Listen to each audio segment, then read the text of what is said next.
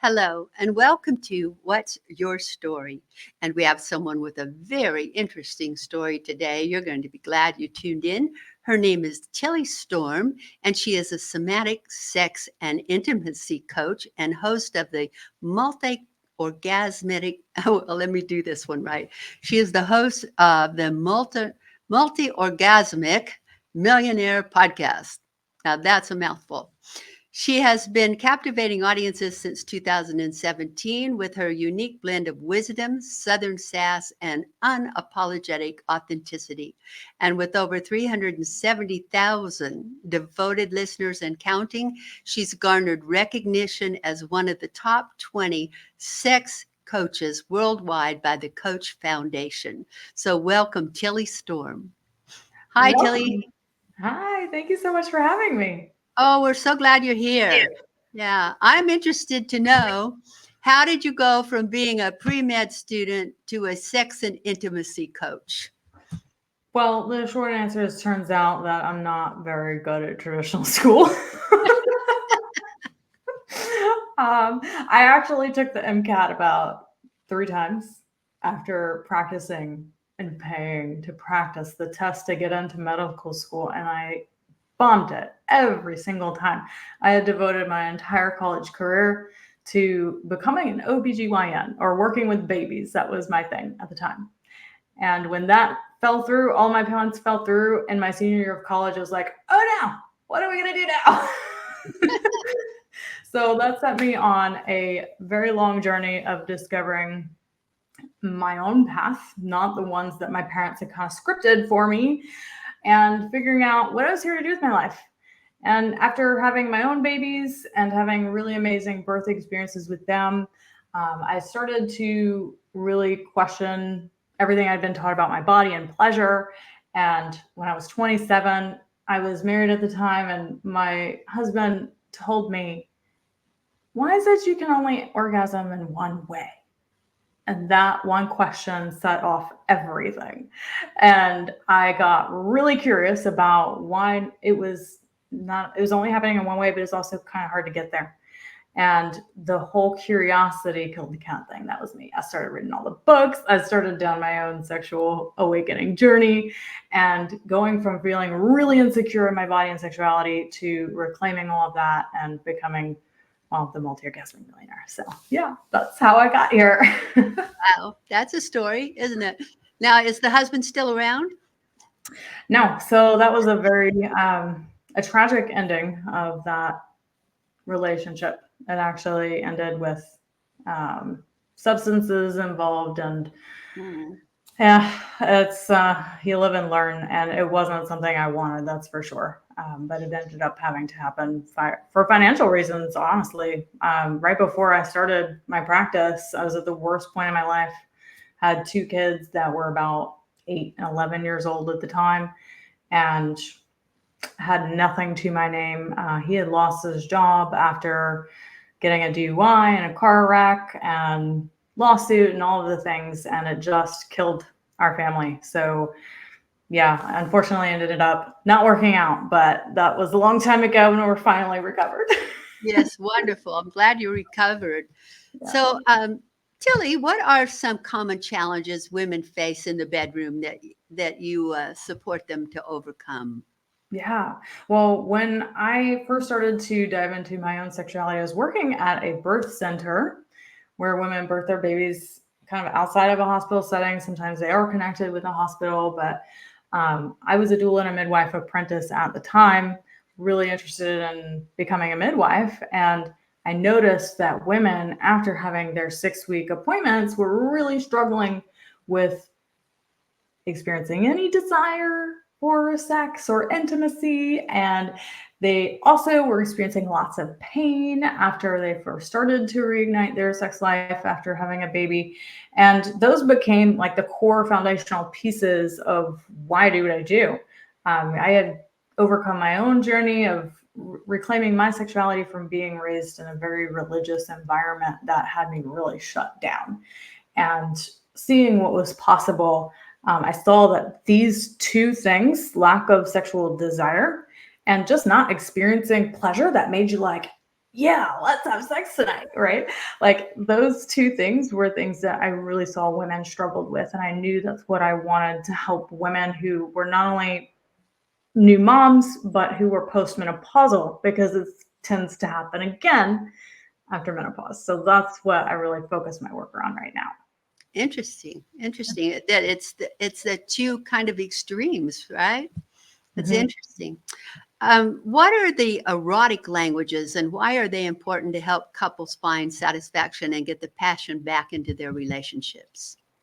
Yeah, one of the best tools that I have ever found to really support a couple who's experiencing mismatched libido, where one wants it all the time and one doesn't seem to want it at all, or just not nearly as much, is to discover your erotic language. An erotic language is like the 5 love languages for your sex life. Pretty much everyone's heard of Yes. the love languages. You have, yeah.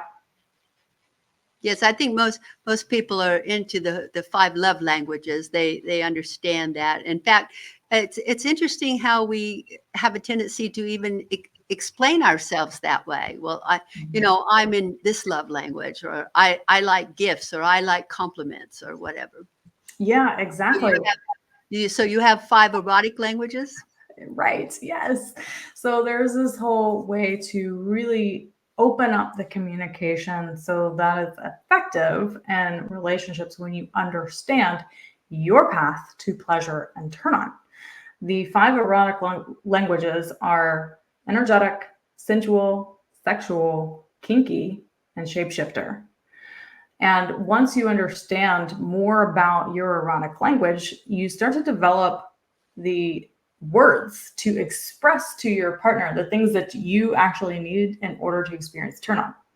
Most women are the first two, either the energetic or the sensual. And most men are the second two, the sexual or the kinky. And of course, that's not sex specific. Like there are women who are sexual and kinky and men who are energetic and sensual, but I would say the majority are that. And then a shapeshifter is kind of a combination of all of them.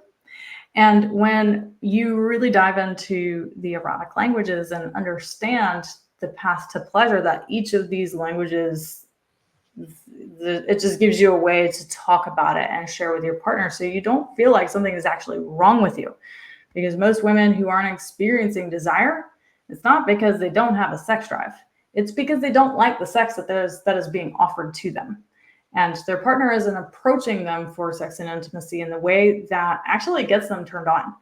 So understanding what actually gets you turned on so that you can share that with your partner or your husband is what's really essential in order to get two people on the same page about sex and intimacy so that they can have a fulfilling and passionate sex life through the years, through decades even. Yeah, yeah. Now, what if you have one sex language, erotic language, and you tell your male partner, "This is my erotic language. I need you to talk to me this way, so I really get turned on." And he says, "I'm not going to do that. I talk the way I talk. You can either like it or not. That's your problem." Now, what happens there? Yeah. So I've never met a couple who wasn't willing to meet their partner where they're at, especially if you've been together 10, 20, 30 years. You're not going to be willing to lose your relationship over sex. Most people aren't because you have so much rapport and so much friendship. You've built a life with this person. It's very unlikely that you're going to have a sexuality tiff that you just Yeah, can't resolve. So I find that that's extremely rare. All it takes is for partners to be willing to discover more about their partner and themselves. And when they do that, then we can create satisfying sex life for the both of you, even if one of you wants it every day and one of you wants it once a week. Because if it's satisfying and both people are experiencing pleasure, then great. But if you have an unwilling partner, there's nothing I can do. I can't knock you on the head and be like, you need to be able to please your woman. so And you're you telling me can't that you can't you can't fix an unwilling person. that's right. Yeah, exactly. And, I've heard stories where people aren't willing to change ways. And, to that, you really have to look at is it worth it to you to continue to live with someone who isn't going to be willing to meet you where you are? And if not, then, maybe think about adjusting your relationship container, or, not being together anymore, because you're just setting yourself up for failure if you don't have a willing partner. Yeah, yeah, I think that's very, very true. How do you support women to get their mojo back, and not just in the bedroom, but let's say in their careers or in business? Yeah. A lot of women that come to me are really shut down and not feeling on top of the world.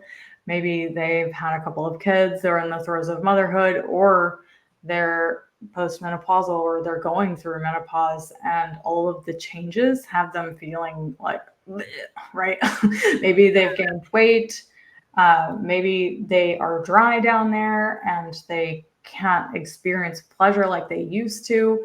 Um, Obviously the hormonal aspect of it is one thing, but there's so much more than just your hormones. Hormones affects our libido. That means our ability to even get aroused and experience pleasure. But what most women struggle with is desire. And that's, do I even want this? And if not, like, how can I want more of it? Right. So what really is required to get a woman to feeling alive and vibrant and in touch with her body and her sexuality again after generally these two big phases of her life that she's going through, is to get her to slow down, first recognize that it's probably not your hormones. Sometimes it is, and sometimes that fixes it, but a lot of times it isn't. But to really help her understand her erotic language, number one, to really work with any sexual traumas or abuses that she's experienced that may have shut her down sexually, or any negative conditioning. I never experienced sexual trauma or abuse, but my body acted like I did, just because of all of the things that my parents told me growing up. Like, I remember walking out of the bedroom naked one day, or the bathroom naked one day, and I just had my towel around me, and they fussed at me because I didn't put my clothes on before I came out of the bathroom. So it's like small things like this that really imprint our mind. So we really want to work to reverse that conditioning. And of course, there's the jade egg practice, the yoni egg practice. This is an ancient Taoist practice that I teach all of my female clients, because it is one of the most amazing things that I can give a woman to help her reconnect with her body and sexuality and experience results very quickly. I'm talking like a couple of weeks and not months on end. So we can talk more about that if you want, but that's really where the crux of the work is. Yeah, well, I'm interested. I'm sure my audience is too. Yeah. So the jade egg is, or a yoni egg. So yoni is a Sanskrit word for the female pelvic area, the vaginal canal, the cervix, all of that. And the jade or yoni egg practice is literally an egg-shaped stone that you use internally in your vaginal canal. You do different squeezes, releases, breathwork practices with it. It is not wearing the thing around and just hoping for the best. It is actually like a practice that you learn. It's an exercise, right? Yes, it's like doing yoga for your vagina. So it is a very active practice.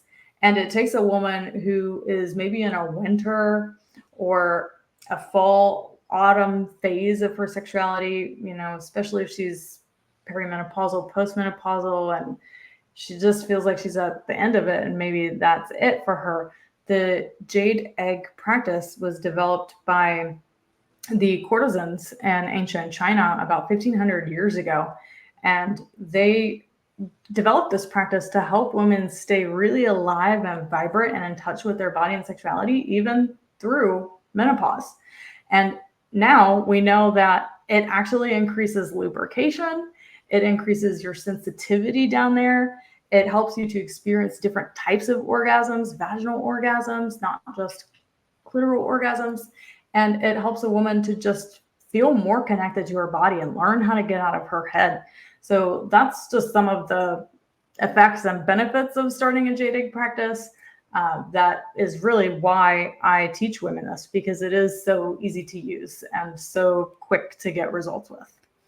Yes. Well, and It's interesting because I was interviewing another doctor about medicines today, and he was talking about how some of the things from 1500 years ago are coming back, that people are starting to realize that, that the ancient Chinese or the ancient Asians or Hindus or so on had some real interesting practices that really worked. Yeah.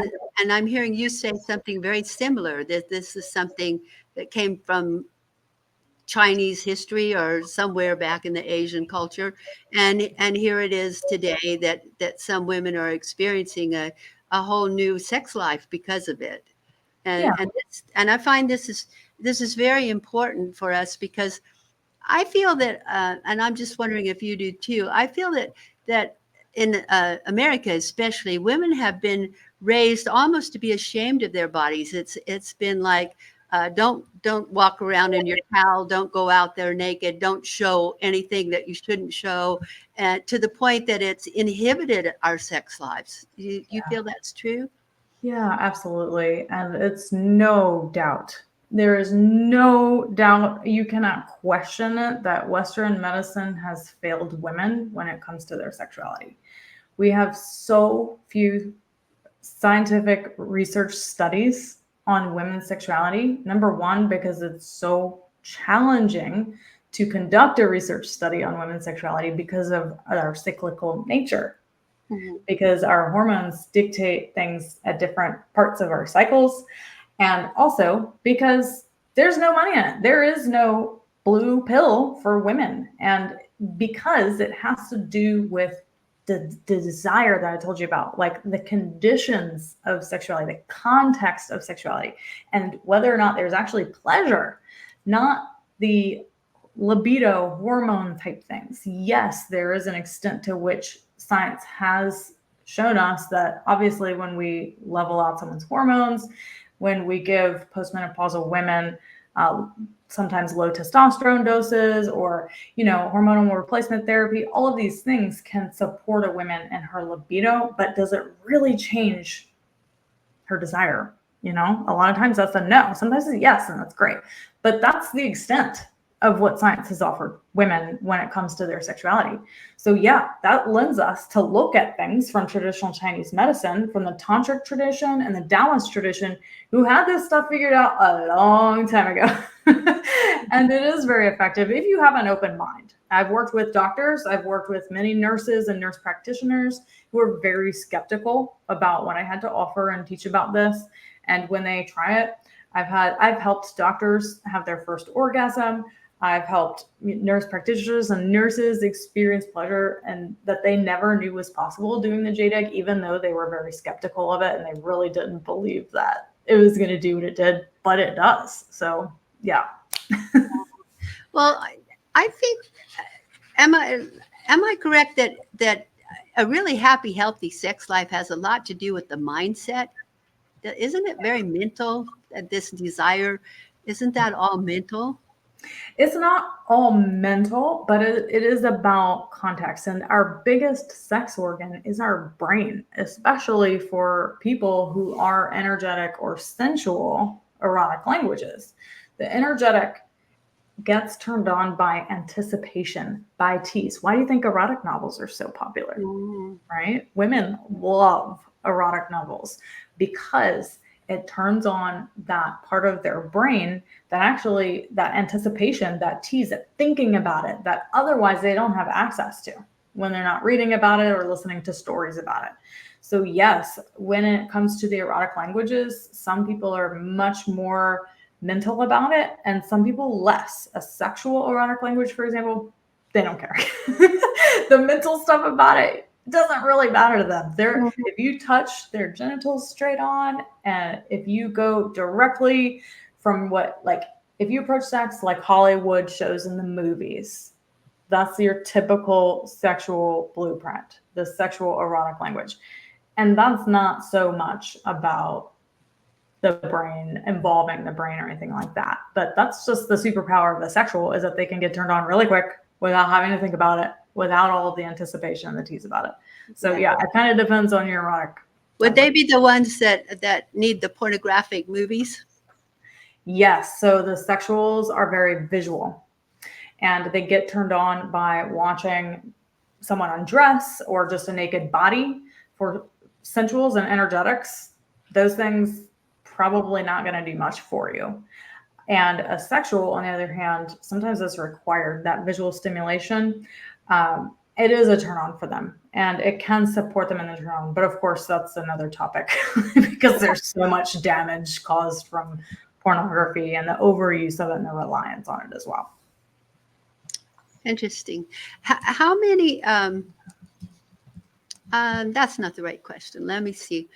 Um, do you feel that a lot of women are really kind of turned off by the approach that men make toward them? That maybe there's not the foreplay, the dinner, the roses, the champagne, or music, or whatever. Yeah, now you're talking like a sensual. A sensual is all about the context and the setting.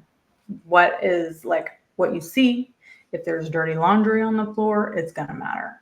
If the music is just a little bit too loud or you don't like the beat, it's going to throw everything off. If he smells bad or the smell is just off, it's going to shut down. So the sensual is very much in tune with the senses. And when we look at most women's erotic languages, say the majority, the highest category of women are in the sensual. And when we look at science that says that women don't have orgasms, their average time to reach orgasm is 14 minutes. But couples are only having sex for 7 minutes on average. So that leaves you to know that obviously, yes, women aren't being turned on. They're not experiencing foreplay in order to reach orgasm.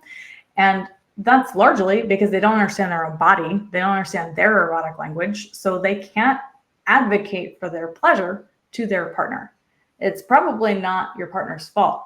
He's probably just thinking like, I don't know why it takes her so long. I feel bad that it takes her so long. And a lot of men take it personally. They get a complex about it. They feel bad about it. They really have Like a lot of it's their shame. fault. What's Yeah. that? Like it's their fault, like it's their Yeah. technique or something. Yeah, Right. and they want to know. The Who do you find when the couples come to talk to you? Who do you find the most uncomfortable talking about this, men or women? I largely work with women, and I work with couples as well, but it's rare that I'll work with just a man. So obviously, I have more women that come to me, and based on the issues that I shared with you that I tend to work around, it's mostly Right. women. So I would say that though, if I had worked equally with men and women, that it would be equal because it's a universal issue. I think men, especially nowadays, after the whole Me Too thing and men being really scared of making initiations on women, and they're actually terrified of doing something wrong or, doing something they didn't even know was wrong, that a lot of men really struggle and don't like talking about it as well. I think it's really equal. Yeah. So does pleasure really matter? Yes, we're all taught that pleasure is frivolous, that it's probably something that we shouldn't make a priority unless everything else is checked off the to-do list. That is ingrained in women. And making your pleasure a priority when you're a mom, that's generally the last thing you're thinking about because you have all of these roles and responsibilities, plus probably working as well. And making your pleasure a priority is absolutely essential to thrive as a woman.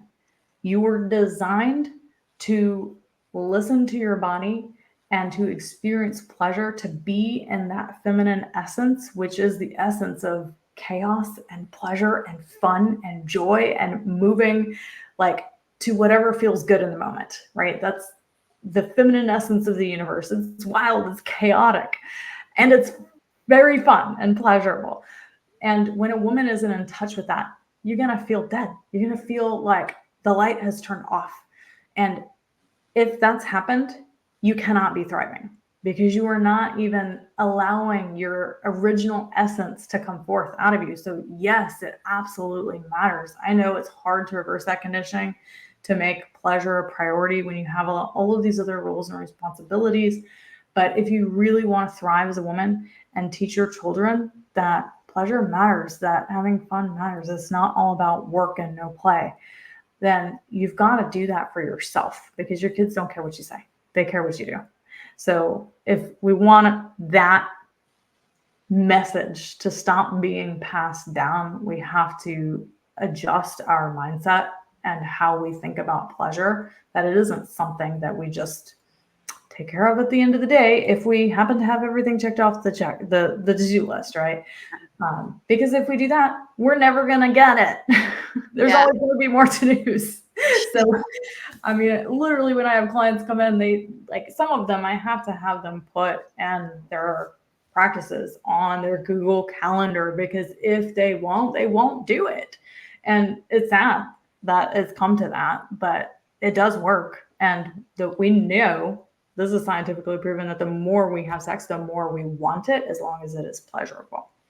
So if we schedule sex, sometimes that works for couples, sometimes it doesn't.